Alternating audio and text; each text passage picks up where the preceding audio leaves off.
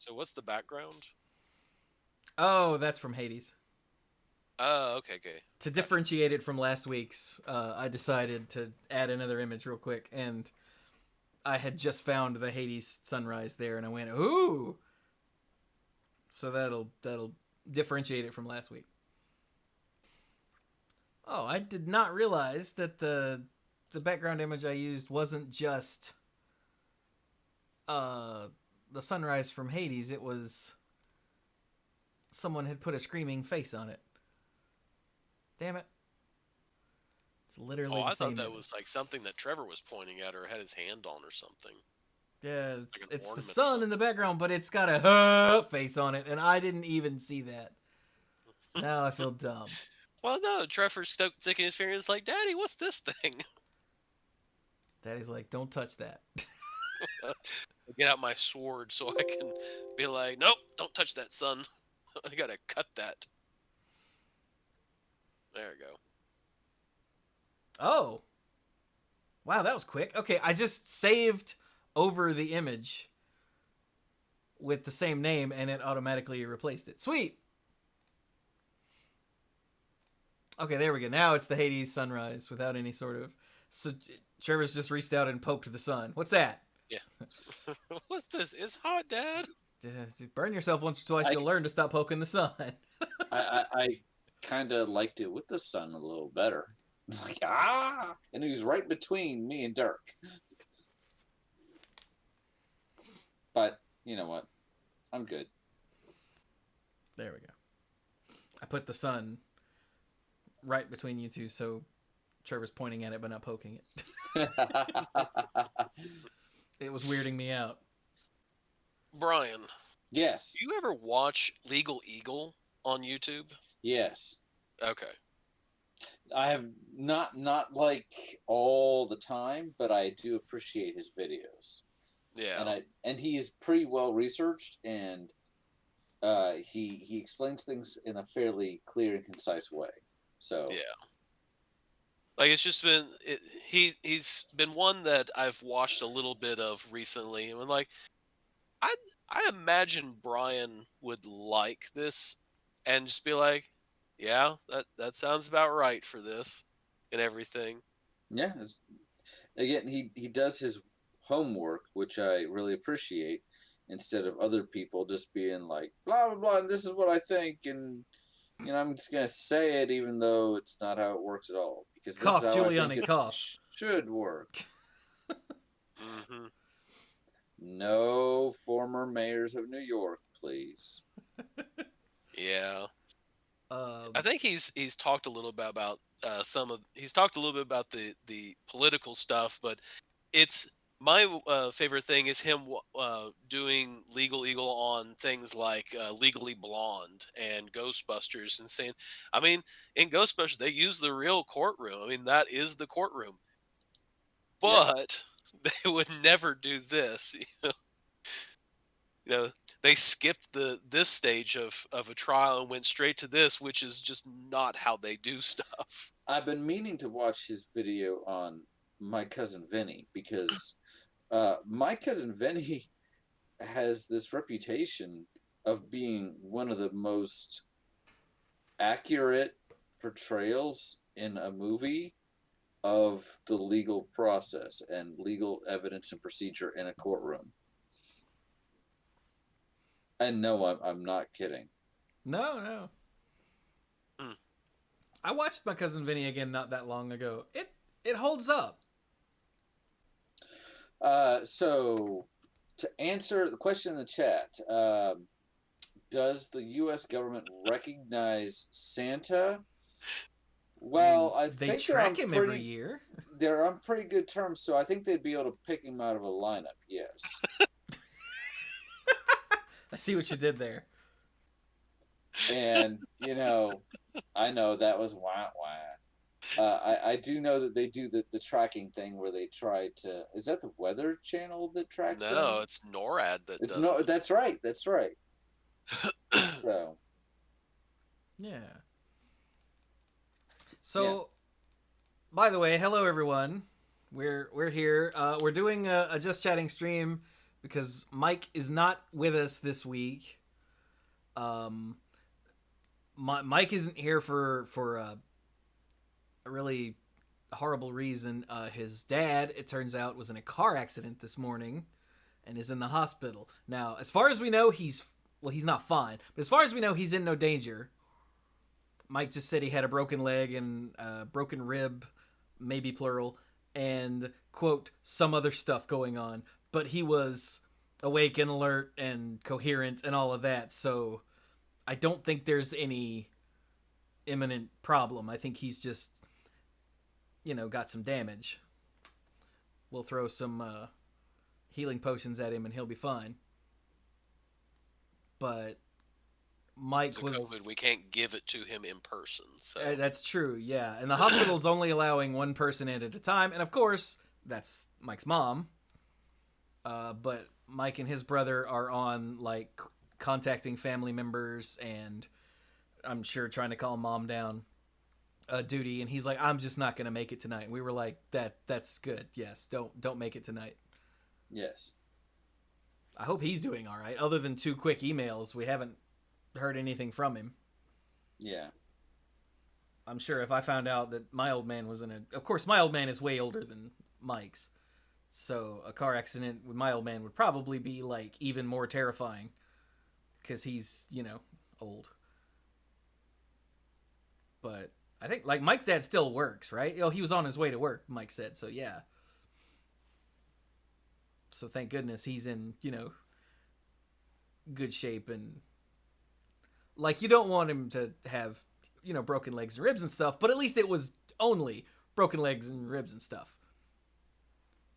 I'm trying to put a positive spin on this, things could always have potentially been worse. Yeah. It's 2020. I mean, a blimp could have fallen on him. A Zeppelin teleported from the 1930s into his car and just gone boom. The meteorite the humanity went through the windshield, hit his dad, which caused a car wreck, which then, I mean, yeah. Somehow triggered nuclear war. And there could have been bees. And then killer bees invaded because of it, yeah. That's how Brian makes everything worse. Well, at least there weren't bees. I mean, yeah. Take any situation, add some bees. No, not the bees! So, yeah, rather than do the podcast that we were going to do, we were like, you know what? Let's just do another stream where we sit here and shoot the breeze. So plus the thing that we were thinking the strongest about doing requires Mike. Yeah. Yes. So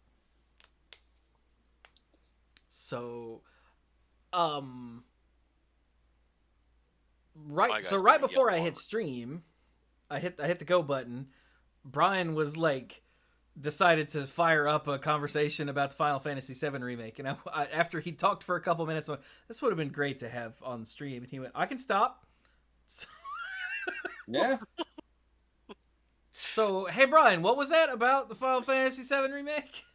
So I guess it's been out for a while now, and we don't have to go into spoilers for story presentation, but I got it not right away. I got it toward the end of the summer, and then I didn't start playing it because I had other things I needed to do until more recently. And I started playing it in longer stretches, and Carrie wasn't playing it, but she was watching it with me. She was enjoying the story. And the way it works is I pick normal difficulty, and after you beat the entire game or the game that's out now, because, it's episodic, or it's supposed to be, and we haven't gotten more yet, it unlocks hard mode. No. Episodic implies that there's a regular release schedule. That this was the first game in what they want to be a series. Okay. Yeah. But I finished what was out there. So it unlocks hard mode. And I found the game to already be challenging. Like, usually when I play a Final Fantasy game, I stop using consumable items, potions, phoenix downs, etc. after a certain point because I just rely on magic, because I have this one resource I can replenish, magic points, and I have this other source that I can't as easily, and that, or yes, I can get more money, but then I have to go to the store and I have to buy it, and so the part of my brain is just like, don't use potions ever. But um but in this game, and I don't know if Dark's experience was different, but even on normal mode, I'm like, oh, so and so died again, Phoenix down, okay, they're up, they died again. Like, the first boss in the first chapter, everybody knows this is a remake, right? So you may have seen this boss from the original game, which, spoiler alert, for a 24-year-old game, but is a robot scorpion. The game basically uses as a tutorial to be like, don't attack while the tail's up. And I'm like, I got it. And I see the remake, I'm like, I know what to do. And it's like, oh, you do you? And it murderized me. Dirk, what was your experience playing against the Scorpion the first time? Uh, I would say exactly that. That I was just trying to do what you do, and then it proceeded to spank me the first or second time that I battled it. That I was like, oh my gosh, I have this on normal mode, and this thing is killing me. Like, the first time I played it, because this was the end of the demo that everybody was able to get for free, I'm like, I am out of Phoenix Downs. What the actual heck is going on here? So then but you start to get better and you learn it and all that. And so normal mode was challenging. And then when you beat the game, it unlocks hard mode. And I read the description, and it's like, the enemies are tougher.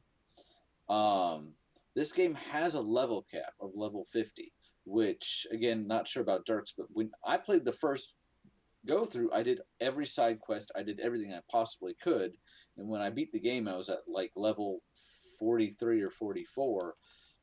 When you go into hard mode, your experience is doubled, so that you level up faster, and everybody was at level 50 after 2 or 3 chapters tops. So you hit that cap real quick.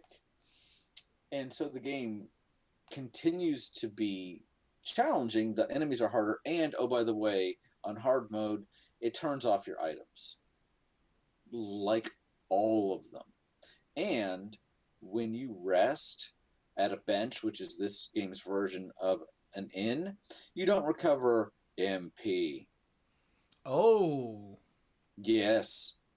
Beating some enemies will you first of all, you do recover MP gradually while you're in battle. But when I say gradually, I mean like very, very slowly. So it's not like you can be like, oh, Thundaga, Thundaga, Thundaga, because then you're gonna be like, oh wait, I have nothing left, and I need my healing spells to keep me alive.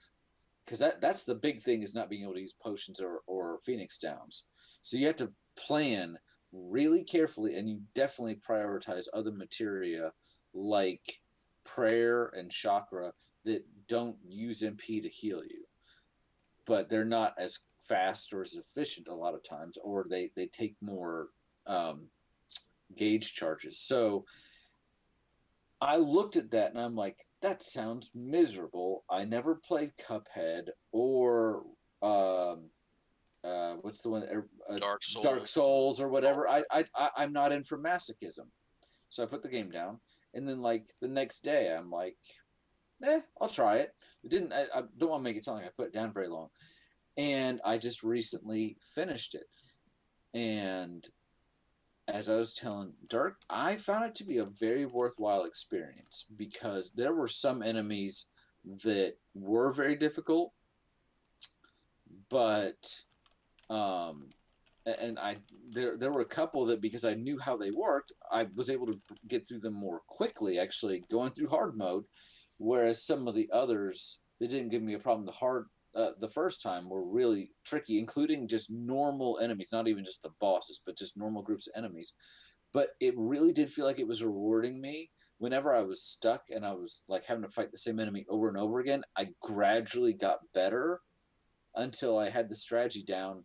So it really felt rewarding, and I really felt good about beating that particular thing. I don't want to go too much into spoilers because it still came out this year, but um, there was an enemy in Midgar in the original game that was just kind of over the top. It was a random enemy you could fight wandering around after you picked up Aerith, and it's like, oh, look at that. For anybody that doesn't know, This isn't the house, is it? yeah, this is the house. How did I know?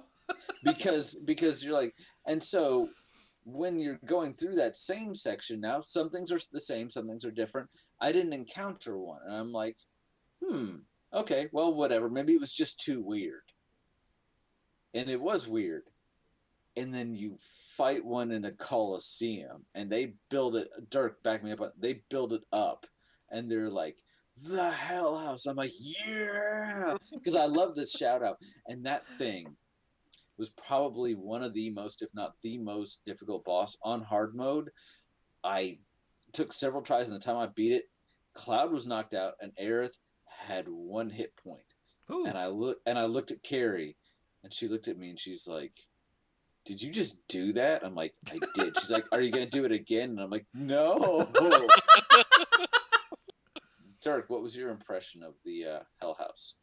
The Hell House was, again, as you play through it, I also agreed that I'm going, okay, I haven't fought one of these things.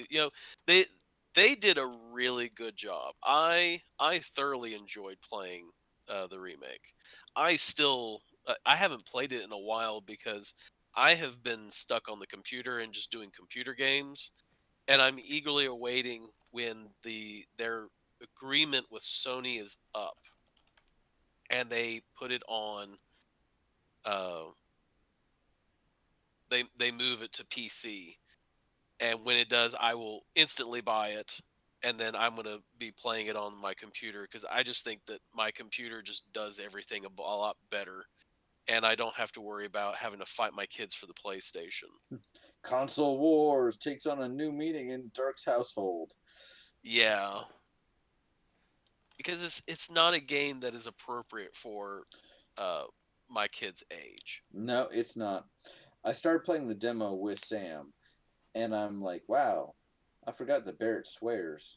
And then I'm We like, swear a lot. wow, holy cat. And Carrie's like, if you get this game, she's not playing. I'm like, no, I understand. Sam, go to bed. Yeah. I was only playing it after she went to bed, so, which is really too bad. I, profanity, when used sparingly, puts emphasis on what you do, and it kind of brings attention to that. When you use it all the time, kind of loses some meaning.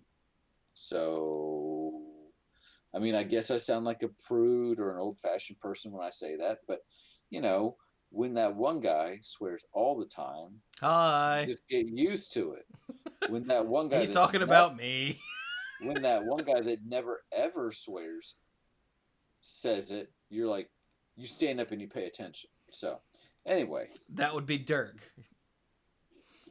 Oh, if Dirk ever swore, I think, the house would come down around him. Like, there have been several points where he's like, we're not streaming yet, right? I'm like, no. He's like, and it's just words come out. And I'm like, are you okay? So, did you have a comment about the house in particular? Because you I started thought, to, and then you said, well, this was a really good remake, and then yeah, I didn't really complete my thought and everything. I I agree. When it shows up, it's really cool. When you fight it, it's like, okay, let's see how this goes. And then as you're fighting, you're going, holy moly, this was way harder than it was in the original game. Um, I thought they did. The fight itself is fairly challenging, and it was one where, it, as Brian's talked about with the game, that you have to develop a lot of skills in it. I thought the way it was sort of marketed to me, the way I originally saw it was, yeah, you have to switch between characters, and I'm going, okay, you say that you can do it, but that doesn't mean you have to do it. that boss battle is one where no, if you don't switch between characters, you will have a very hard time winning Oh, that match. that There is there that is how you win that match. And then toward the end of hard mode, there's a boss. There's a couple bosses that you didn't have to fight on normal that open up in an area, and there's one where I'm like, because the enemies will automatically start to hone in on whoever the active player is controlling. I am literally like, have this person do something, immediately switch to the next person. Have them immediately switch to the next person. Meanwhile, set up the commands for the first person. It is a huge multitasking thing because whoever you are on is about to die, like all the time. That is what is happening. So you do that has happened multiple times where yeah, I've said, Aerith, I need you to do this and this, and then switch to like Tifa and be like, okay, I need you to do this and this, and then switch to Climb and be like, okay, I'm going to be you for a minute while these two things are resolving, and hopefully I won't die. and you do know that while you are, say, Cloud, you can, and you go into the actions, you can flick left or right and still give the others commands without actually switching to them, right? Right. Hmm. So which is very helpful, but at the same time, sometimes to do things like the triangle commands, you do actually need to switch over. Plus sometimes you want to switch the enemy's focus. So there's a lot of challenge to it, but it's the rewarding kind instead of the beat your head into the wall over and over kind. There are a couple of boss fights that kind of approach that. The hardest battle in the game, which is not required by the story, I was like, this can't be what they want me to do.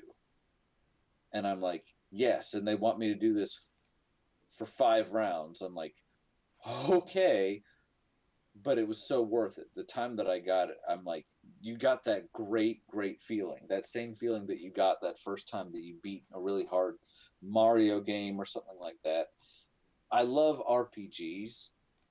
My problem with some of them is that if you're ever stuck, you just grind. And then at some point, it's just not hard anymore.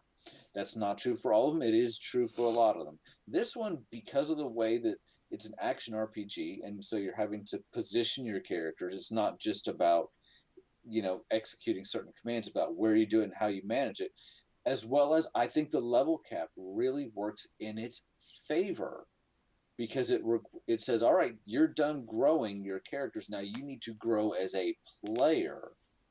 I thought that was a really good way to do it. That sounds pretty So, good. so Chewy, you don't have one. So Chewy doesn't have a PlayStation that can run this game. But Dirk, when you have a little bit and you can wrest your PlayStation away from your children, Hmm. which I mean, I've always thought I'm the boss of Sam, so I just tell her what to do. If you got a different approach, good on you. But um, try hard mode a shot. You I may, have, and the first time I did hard mode was I got up to the scorpion boss, and I was level 50 and everything, and I was just going in. It's like, oh yeah, I've cleaned this character out and blah blah blah blah and everything, and then I put on hard mode and realized that I went right back to when I first played because I never played the demo. I mm-hmm, I've realized, and I've mentioned this before when it comes to movies, that I don't watch trailers and stuff of that sort. yeah, I knew I was going to get this game, and my thought was, I know there's a demo out. I could watch videos of people playing the demo and everything. I don't want to do it because I want to, as much as possible, jump into this game fresh.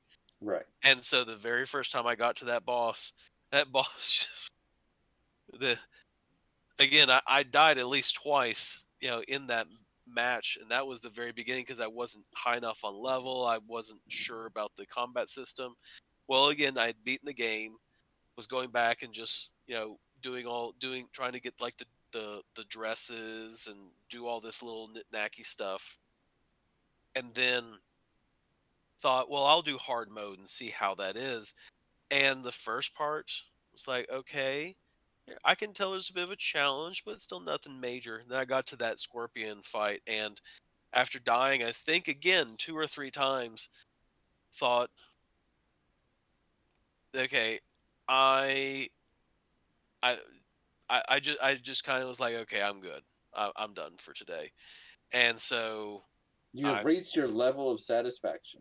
right, it essentially is what happens where I was getting to that point where I realized, okay, I'm gonna have to improve on my skills essentially in order to move on past this point, and that involves doing, watching YouTube videos. That involves spending much more time than I had available to do so, and so never got around to actually playing much in hard mode other than just level stuff up until you get to a boss, like a major boss.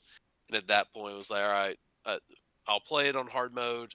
Hard mode usually resulted in me getting my butt handed to me, and thought, all right, I'm good. So I've Okay. played it, and I do agree, it does require you to have honed and improved your skills a lot.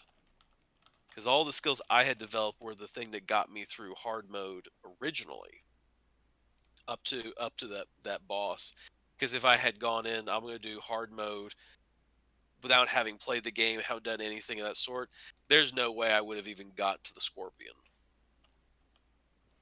Like there's just no way I could have gotten there. Hmm. We're talking about the Final Fantasy VII remake. Yep, we know. Well, someone in chat had Someone in asked. chat asked. Oh, okay. I misplaced chat. Also, you just That's went. We're because talking Final about the Final Fantasy is Fantasy the VII bomb remake. I'm diggity. like, I I know I zoned out for a second, but only a second. For those of you just tuning in, previously So, on the Mana Pool. but yeah, I I think I personally think that they did a fantastic job with Seven, and I do understand that Part Two is probably not going to come out for another year or two. I personally am frustrated with Square because I want Kingdom Hearts on my PC. Here we go with this again. And when they do it, I'll be a happier person. It's like, I want to play Kingdom Hearts. I want to do it without my kids being like, Daddy, can I play? Daddy, can I play? Daddy, can I play? And No. having my kids right beside me while I'm playing this game, trying to take it from me. Wow. This is why I stuck with just having one kid, because I just tell her, no, go to your room. Hey, before anybody calls social services, I don't actually, do that. But I could if I wanted to. Maybe. She's been wanting to play Dragon Quest 11 again. But then again, we finished it earlier in the year and we had like over 80 hours on the file. We had done literally every character was at level 99 and we had done everything. And we see the ending. And then next day we're like, all right, what do we want to do? And Sam's like, Dragon Quest. And I'm like, well, we just finished it. She's like, I know, I want to start over. And we're like, we need to set it down. We need to set it down for a while. So that was a couple months ago. So the other day she asked, and it had been a while. So we let her start. And then every day it's like, I want to play. And I'm like, maybe yes, probably not. Because glad she enjoyed it. Yeah, we have to have the kiddos wait until the weekend to play, or else they just they're never going to get anything done. And so it's, you can only play on the weekends, and only if you have read uh, read or done schoolwork that day. And for every you know X amount of schoolwork you do, you can earn this a certain amount of time, and so on and so forth. So Trevor gets a lot of reading done. He's on the fourth Percy Jackson book right now. So Nice. he's gone through the Lightning Thief, the Sea of Monsters, and the Titan's Curse. He's through them. He's into the Battle of the Labyrinth at this point. I That's a just rewatched the film of the Lightning Thief, and it was pretty good.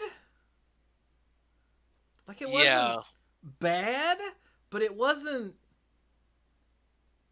that good. You know, it wasn't like great. It was just pretty good. And then I don't remember the second movie much. I just remember when it was over, I went, "Oh, we're not getting any more of these, are we?" and nope.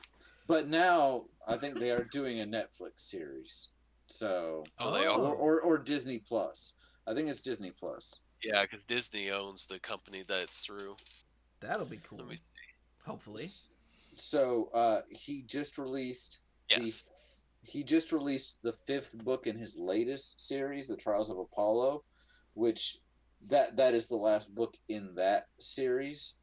And we had done the audiobooks for those, and we just finished it. We usually get the audiobook from the library, and we'll spend a couple days, a couple like an hour here, an hour there, and kind of get through it. It's usually about 12 or 13 hours. Probably more like 13 or 14. Now I think about it. Anyway, um, and this time, and so we'll usually take like the 21 days to listen to it. And this one we got on Wednesday of last week, and we finished on Sunday. We just took the weekend and just listened to it. And Carrie kind of looked it up a little bit once we were done, and apparently he is taking a break for a bit because he's been so prolific. Like, there's 5 books in the original Percy Jackson series. Percy Jackson, um, And there's the Heroes of the Olympus, which is 5 books. right. So that's another 5. So that's 10 right there. There's 3 that are based on Egyptian Egypt, mythology. There's Kane, 3 the Kane the series. Kane Chronicles. There's the Magnus Chase Chronicles, which are Norse mythology. So that's 16 books, and then 5 for the Trials of Apollo. So that's 21 books. That's a lot of books, and he spends his time and research on these too. So he's not just spitting them out left and right with no work done into it. Not even count. He's released some short story collections and some other stuff. So I think I think uh, I think he wants to take a little bit of a break from writing for a while. But I good on them. For doing the series now. I wonder if when they took up the movies before, maybe they didn't have a long term plan or there weren't enough of them out because the movies came out a while ago. But now that there's a larger body of work to draw from, they might be able to do something that will, stick with people a little longer. Yeah, I wonder how much they're gonna if they're gonna do a Netflix series and everything. I wonder if they're gonna try and feed in the other ones because um, each one of the different series actually do happen. They all happen within the same universe. Yes, this is essentially a shared universe. And there are short stories that actually do cross over after about 10 or 11 of the original books. It's not right away, but it does come up. Because I know then the Kane one, he looked out. He was getting ready to do something and said, "Yeah." And then this guy went. He thought he saw a person riding a black horse with wings and everything. It was just kind of like, okay, I don't know if what I saw is real, but I just think I saw this. And everyone just goes, just here's what you're supposed to be doing. Don't worry about that.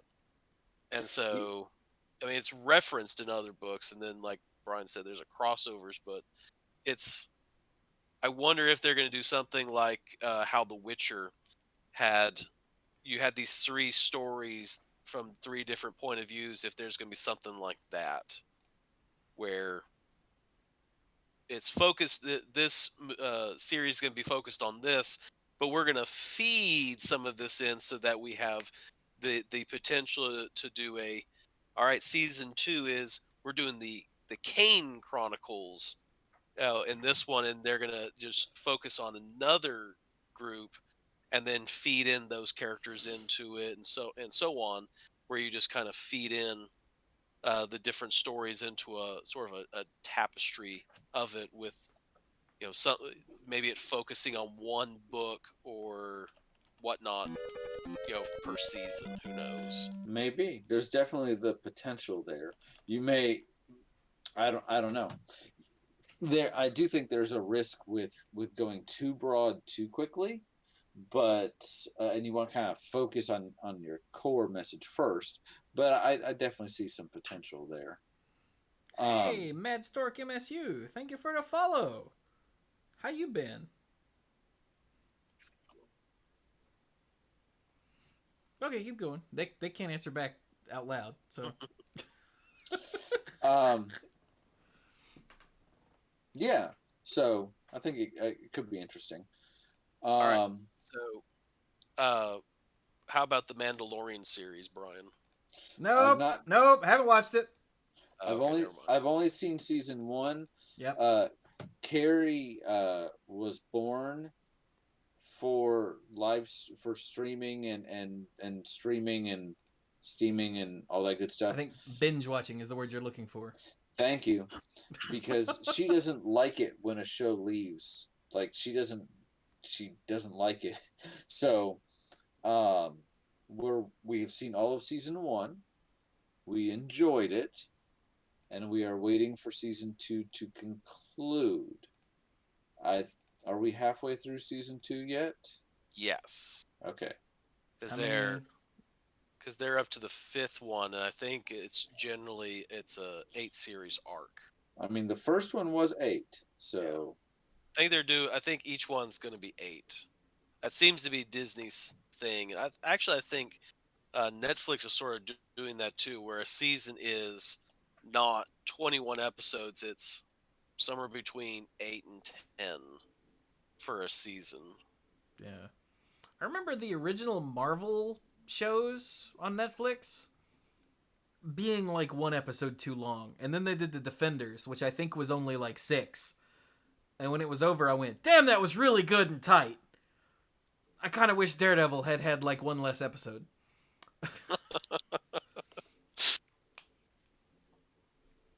And then I watched Stranger Things expecting there to be like 10 episodes, and there were only 8. And it just ended, and I went, oh. Oh! Because I remember right before the 8th episode of Stranger Things, I'm like, there's not like 3 episodes of stuff left. How are they going to do that? Because I didn't watch Stranger Things until right before the second season came out. And I had already watched, I think, the first 2 Marvel series. So it would have been Daredevil and Jessica Jones, I think, at that point. So my brain was just in, all right, these are 10 episodes. And I'm like, how are they going to stretch this out to 3 more episodes? This is ridiculous. And then it ended. And I went, oh, wait, I'm stupid. Yeah. There's nothing that defines an episode, a series is this is how many episodes have to be in the series for it to be done. You know,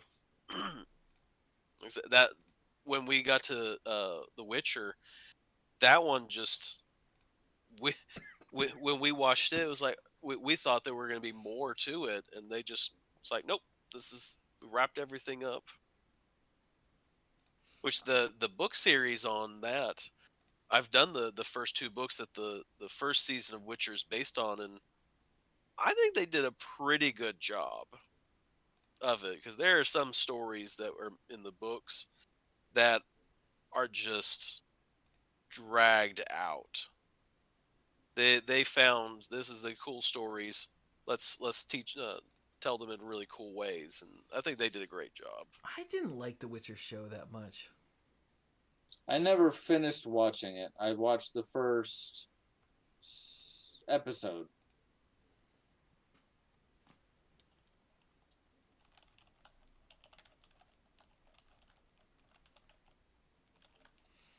Like, I think because this is the thing I ranted about in Odds and Ends at the time.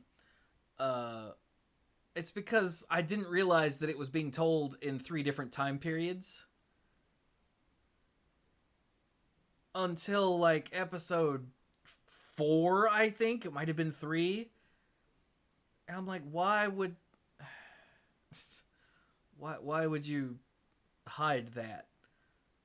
And once it clicked that the timeline was wonky, I sort of started to resent the show. I'm like, come on, man. There's a difference between trusting your audience to understand things and trying to pull one over on the audience.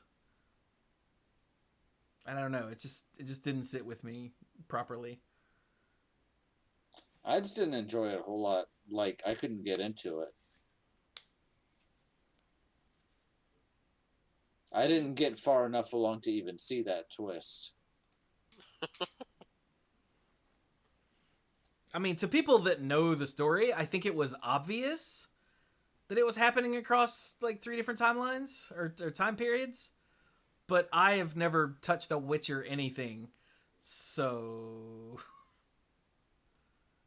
Yeah, well, in the first book, he fights. I know I'm spoiling all this and everything, but uh, the Striga is actually the first event in the books. Like the that happens, I think, in the second or third episode. Um, that's how it starts out, and he's healing, and he's recounting some stories in his mind, and that's sort of the may have been the reason why they did a little bit of jumping around and all. well, no, I think But they did that because they thought it would be neat. Like, well, it also adds a little bit of, oh well, I need to go rewatch, and you see that's the kids, the brother and sister that shows up within the Striga episode. It's like, oh, that's them, and you have that chance to sort of you have to watch it again in order to understand more how everything fits in after you realize this is jumping around time periods. yeah. So it's And like ordinarily I appreciate that sort of thing, but something about the way The Witcher did it just bothered me. that they didn't really state ahead of time. This is like give indication that this happened, that there was going to be a time Yeah, jump. They like just zero dropped it on you indication. in the middle of everything. Like I said, when it someone that I knew was dead popped up alive and well in the next episode, I went, "Hold on. wait a minute. Hang on now. Wait. Hang on. Wait. I don't know, but something about the way that The Witcher did it just irked me. And when you say, well, yeah, you just have to rewatch it. See, that's like saying this game gets good after you've put in 60 hours. The hell out of here. I'm not putting in 60 hours to then get a good game. That's World of Warcraft, by the way, everybody.